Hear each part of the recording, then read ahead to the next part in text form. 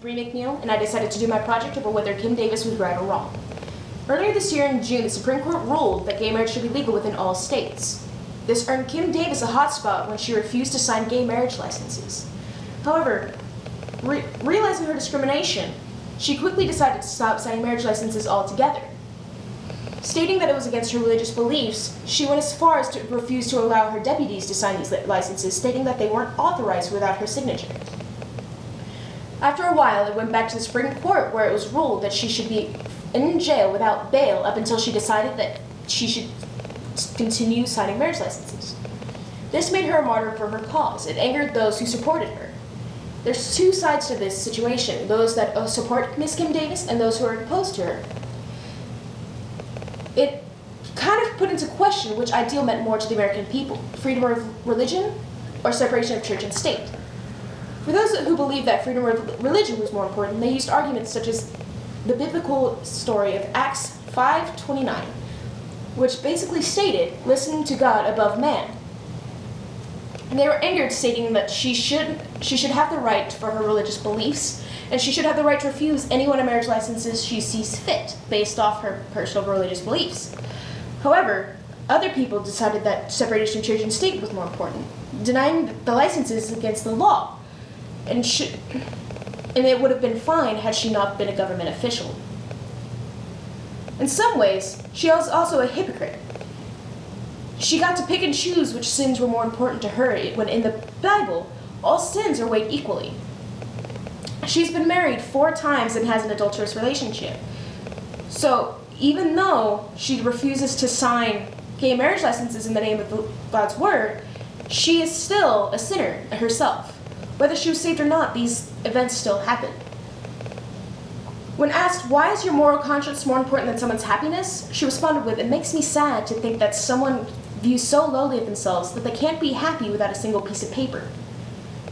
And when the interviewer responded with, but it's not just a piece of paper, she responded with, yes it is.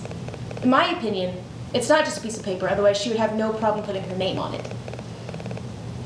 I don't believe that arresting her was the right decision. I think that arresting her only empowered her cause and made it a bigger situation than it really should have been. I think that the best option would have been to force her to step down from office or try to get her to sign those marriage licenses or find some way around it to where it appeases everybody. I don't think arresting her or fining her would have been the wisest of choices, considering she had such a backing that people would have paid those fines and she wouldn't have had to worry about it. No lesson would have been learned by anybody. However, arresting her only empowered her cause, making more and more people stand up for what she thought was right. I think that the best option would have been to have her either resign, even though she was an elected government official, just because she couldn't keep her religious beliefs out of her sect of government, which really kind of went against the whole separation of church and state that we tried to go for as a country. I think that if she couldn't sign the paper, why couldn't her deputies do it? It's not her name on the paper, and it kind of solves up all that problem. I personally believe that she was wrong. Other people may disagree with me, and that's fine.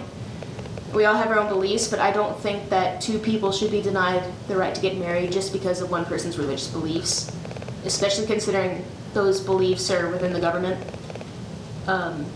I don't think it's fair to those people, especially when she has committed such sins herself, such as adultery, which is against one of the 10 Commandments. I don't think that it's right for her to say that even if she was saved.